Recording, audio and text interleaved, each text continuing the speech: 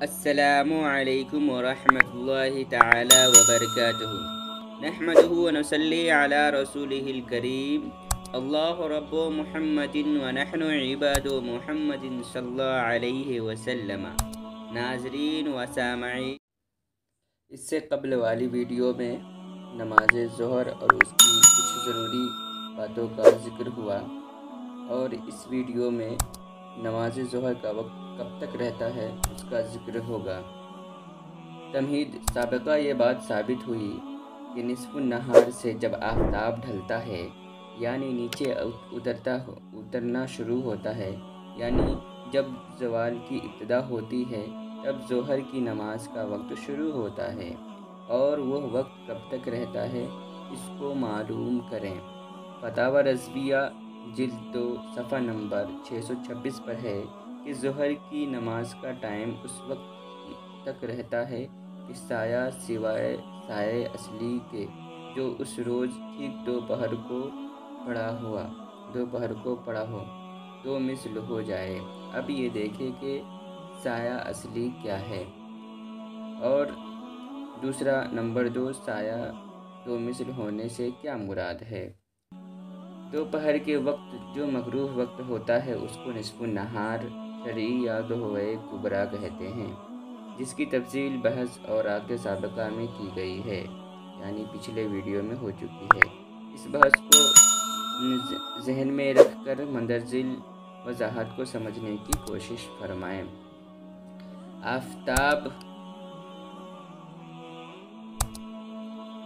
آفتاب ہمیشہ مشرق کی سمت سے طلوع ہوتا ہے اور دن بھر کی مسافت طے کرنے کے بعد مغرب میں غروب ہوتا ہے۔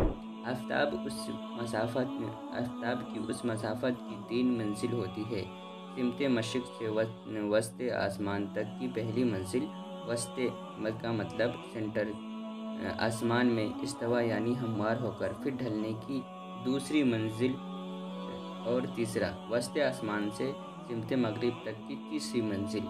جب آفتاب مشرق سے وسط آسمان تک کی پہلی منزل میں ہوتا ہے، تب جس چیز پر اس کی شعاعیں یعنی کرنیں پڑتی ہیں اس چیز کا سایہ مغرب کی طرف پڑے گا۔ جب آفتاب وسط آسمان یعنی نصف النہار کی دوسری منزل میں ہوتا ہے، اس وقت اس کی کرنیں جس چیز پر پڑتی ہیں تب اس چیز کا جو سایہ ہوتا ہے اس کو سایہ اصلی کہتے ہیں، اور وہ سایہ یعنی سایہ اصلی کہاں گرتا ہے وہ دیکھنے کے لیے سایہ اصلی کی صحیح پہچان اور سایہ اصلی معلوم کرنے کا صحیح طریقہ کیا ہے وہ دیکھیں۔ سایہ اصلی معلوم کرنے کا طریقہ: جب آفتاب مشرق سے وسط آسمان تک کی پہلی منزل کے آخری لمحات میں ہو، اس وقت ہموار زمین میں ایک بالکل سیدھی لکڑی ستون کی شکل میں گاڑ دیں اور لکڑی کا سایہ بغور دیکھیں۔ اس وقت لکڑی کا سایہ مغرب کی طرف پڑے گا۔ آہستہ آہستہ وہ سایہ گھٹتا جائے گا۔ جب تک یہ سایہ گھٹ رہا ہے دوپہر یعنی نصف النہار نہیں ہوا ہے۔ تھوڑی دیر کے بعد وہ سایہ گھٹنا بند ہو جائے گا۔ جب سایہ گھٹنا بند ہو جائے گا تب وقت نصف النہار شرعی یعنی دہوئے کبریٰ شروع ہوتا ہے۔ اس وقت نصب کی ہوئی لکڑی کا سایہ مطلق مغرب کی جانب نہ ہوگا بلکہ لکڑی کی شمال کی جانب اور مشرق کی طرف مائل ہوگا، اور یہی سایہ اصلی ہے۔ ذیل کا نقشہ ملاحظہ فرمائیں، یعنی دیکھ سکتے ہیں مشرق جنوب لکڑی سایہ کا نقطہ شمال، اور اوپر سے دیکھنے میں اس طرح ہوگا۔ مغرب شمال ایک جانب سے دیکھنے میں اس طرح ہوگا، جنوب مغرب سایہ اصلی آپ نقشہ میں ملاحظہ کر سکتے ہیں اور دیکھ کر سمجھ سکتے ہیں۔ اب یہ سایہ نصف النہار عرفی یعنی زوال کے شروع ہوتے ہی مشرق کی جانب بڑھنا شروع ہو جائے گا، اور بڑھتے بڑھتے یہ سایہ لکڑی کے سایہ اصلی کے علاوہ لکڑی سے 2 چند ہو جائے گا۔ اس وقت تک ظہر کا وقت رہے گا۔ مثال کے طور پر لکڑی کی لمبائی 2 فٹ ہے۔ نصف النہار کے وقت سایہ اصلی آدھے فٹ پر تھا، تو سایہ اصلی آدھے فٹ میں لکڑی کا ڈبل یعنی 4 فٹ جوڑ دیں، یعنی 4.5 فٹ سایہ ہونے تک ظہر کا وقت رہے گا، اور جیسے ہی سایہ 4.5 فٹ پر پہنچ جائے گا ظہر کا وقت نکل جائے گا اور عصر کا وقت شروع ہو جائے گا۔ ذیل کا نقشہ ملاحظہ فرمائیں۔ عصر کا وقت شروع ہوگا، مشرق 2 مثل سایہ 4.5 فٹ، ظہر کی نماز کا وقت ختم ہوگا، سایہ اصلی ½ فٹ، آفتاب۔ اب دیکھ سکتے ہیں نقشہ میں کس طرح بتایا گیا ہے، اب دیکھ کر سمجھ سکتے ہیں۔ مندرجہ بالا نقشہ فتاوی رضویہ شریف کی ان عبارات کو مد نظر رکھ کر مرتب کیا گیا ہے۔ اگر کسی صاحب کو مزید تفصیل درکار ہے تو وہ فتاوی رضویہ کی طرف رجوع فرمائیں۔ جمعہ اور ظہر کا ایک ہی وقت ہے۔ سایہ جب تک سایہ اصلی کے سوا 2 مثل پہنچے، جمعہ اور ظہر دونوں کا وقت باقی رہتا ہے۔ فتاوی رضویہ جلد 2 صفحہ نمبر 361۔ ہموار زمین پر سیدھی لکڑی عمودی حالت پر قائم کی جائے۔ وقتاً فوقتاً سایہ کو دیکھتے رہیں جب تک سایہ گھٹنے میں ہے 2 پہر نہیں ہوا، اور جب ٹھہر گیا نصف نہار ہو گیا، اس وقت کا سایہ ٹھیک نقطہ یعنی شمال کی جانب ہوگا۔ اسے ناپ رکھا جائے کہ یہی فیض الزوال ہے۔ اس سے پہلے سایہ مغرب کی طرف تھا۔ جب سایہ بڑھنے لگا دوپہر ڈھل گئی۔ اب سایہ مشرق کی طرف ہو جائے گا۔ جب لکڑی کا سایہ مشرق اور شمال کے گوشے میں فیض الزوال کی مقدار اور لکڑی کے 2 مثل کو پہنچ گیا، مثلاً آج ٹھیک دوپہر کو لکڑی کا سایہ اس کے نصف مثل تھا اور اس وقت خاص نقطہ شمال کو تھا۔ اب وقتاً فوقتاً بڑھے گا اور مشرق کی طرف جھکے گا۔ جب لکڑی کا 2.5 مثل ہو جائے گا عصر کا وقت ہو گیا۔ فتاوی رضویہ جلد 2 صفحہ نمبر 353۔ نماز ظہر کے متعلق اہم مسائل۔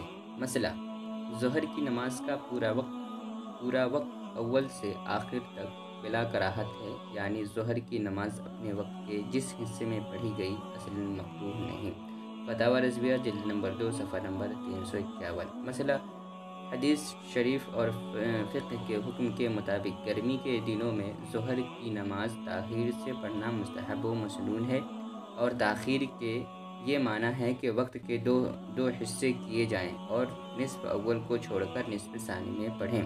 فتاوی رضویہ جلد نمبر 2 صفحہ نمبر 227۔ حدیث بخاری و نسائی حضرت انس رضی اللہ عنہ سے روایت کرتے ہیں کہ حضور اقدس صلی اللہ علیہ وسلم جب گرمی ہوتی تو نماز ظہر ٹھنڈی کرتے، اور جب سردی ہوتی تو جلدی فرماتے۔ بحوالہ فتاوی رضویہ جلد نمبر 2 صفحہ نمبر 367۔ حدیث بخاری و مسلم حضرت ابو ہریرہ رضی اللہ تعالی عنہ سے روایت کرتے ہیں کہ حضور اقدس صلی اللہ علیہ وسلم ارشاد فرماتے ہیں کہ ظہر کو ٹھنڈا کر کے پڑھو کہ سخت گرمی جہنم کے جوش سے ہے۔ اور حدیث صحیح بخاری شریف باب الاذان میں ہے۔ حضرت ابو ذر غفاری رضی اللہ تعالی عنہ روایت کرتے ہیں کہ ہم رسول اللہ صلی اللہ علیہ وسلم کے ساتھ ایک سفر میں تھے۔ مؤذن نے ظہر کی اذان کہنی چاہی، حضور نے فرمایا ٹھنڈا کر، پھر ارادہ کیا، فرمایا ٹھنڈا کر، یہاں تک کہ سایہ ٹیلوں کے برابر ہو گیا۔ اس وقت اذان کی اجازت فرمائی اور ارشاد فرمایا کہ گرمی کی شدت جہنم کی سانس سے ہے، تو جب گرمی سخت ہو اور ظہر ٹھنڈے وقت پڑھو۔ بحوالہ فتاوی رضویہ جلد 2 صفحہ نمبر 261 اور 367۔ مسئلہ: گرمی کے دنوں میں ظہر کی نماز تاخیر سے پڑھنا مستحب ہے، لیکن اگر گرمیوں کے دنوں میں ظہر کی جماعت اول وقت میں ہوتی تو مستحب وقت کے لیے جماعت ترک کرنا جائز نہیں، لہذا اول وقت میں جماعت کے ساتھ پڑھ لے۔ در مختار عالمگیری۔ مسئلہ: اگر کسی نے ظہر کی نماز کے پہلے کی 4 رکعتیں سنتیں نہ پڑھی ہوں اور جماعت قائم ہو جائے تو جماعت میں شریک ہو جائے۔ جماعت کے بعد 2 رکعت سنت کے بعد یہ پڑھنے کے لیے 4 رکعت سنت پڑھ لے۔ فتاوی رضویہ جلد نمبر 3 صفحہ نمبر 617۔ مسئلہ: اگر 4 رکعت سنت موقدہ پڑھ رہا ہے اور جماعت قائم ہو جائے تو 2 رکعات پڑھ کر سلام پھیر دے اور جماعت میں شریک ہو جائے، اور جماعت کے بعد 2 رکعات سنت بعد یہ کہ بعد 4 رکعات از-سر 9 پڑھے۔ فتاوی رضویہ جلد نمبر 3 صفحہ نمبر 611۔ مسئلہ: ظہر کی نماز کے فرض سے پہلے جو 4 رکعات سنت مؤکدہ ہیں وہ ایک سلام سے پڑھے اور قاعدہ اولیٰ میں صرف اتحیات پڑھ کر تیسری رکعت کے لیے کھڑا ہو جانا چاہیے، اور اگر بھول کر درود شریف صرف اللہم صلی علی محمد یا اللہم صلی علی سیدنا پڑھ لیا تو سجدہ سہو واجب ہو جائے گا۔ علاوہ ازیں تیسری رکعت کے لیے کھڑا ہو تو ثنا اور تعوذ بھی نہ پڑھے۔ ظہر کے پہلے کی ان سنتوں کی چاروں رکعات میں سورہ فاتحہ کے بعد سورت بھی ضرور پڑھے۔ در مختار بہار شریعت جلد 4 صفحہ نمبر 15، فتاوی رضویہ جلد 3 صفحہ نمبر 636۔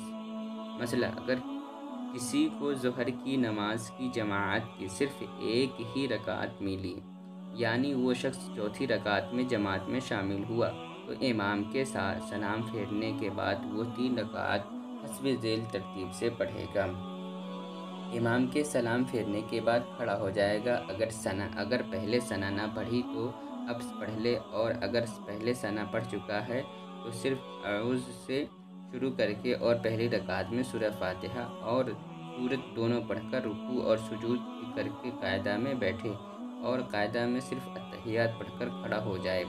پھر دوسری رکعت میں بھی سورہ فاتحہ اور سورت دونوں پڑھ کر رکوع اور سجود کر کے بغیر قاعدہ کیے ہوئے تیسری رکعت کے لیے کھڑا ہو جائے، اور تیسری رکعت میں صرف الحمد شریف پڑھ کر رکوع اور سجود کر کے قاعدہ اخیرہ کر کے نماز تمام کریں۔